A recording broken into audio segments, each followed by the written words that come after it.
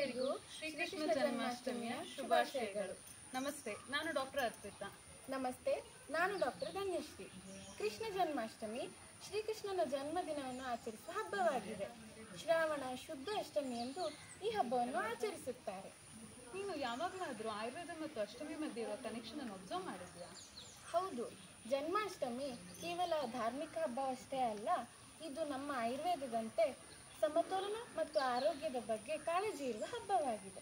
ನಾವು ಅಷ್ಟಮಿಯಂದು ಉಪವಾಸ ಮಾಡ್ತೇವಲ್ಲ, ಅಂದ್ರೆ ನಮ್ಮ ಜೀರ್ಣಕ್ರಿಯೆಗೆ ವಿರಾಮ ನೀಡುತ್ತೇವೆ. ಹೌದು, ಇದು ನಮ್ಮ ಆಯುರ್ವೇದದಲ್ಲಿ ಹೇಳಿದಂತೆ ಹಸಿವಿನ ಪ್ರಕ್ರಿಯೆಗೆ ವಿಶ್ರಾಂತಿ ನೀಡುತ್ತದೆ. ಹೌದು. ಮತ್ತು ಉಪವಾಸದ ನಂತರ ನಾವು ಸೇವಿಸುವ ಆಹಾರ ಅಂದರೆ ಮೊಸರು, ಬೆಣ್ಣೆ, ಬಾಳೆಹಣ್ಣು ಇದೆಲ್ಲ ಸಾತ್ವಿಕ ಆಹಾರ. ಇದು ನಮ್ಮ ದೇಹ ಮತ್ತು ಮನಸ್ಸನ್ನು ಸಮತೋಲನಗೊಳಿಸುತ್ತದೆ.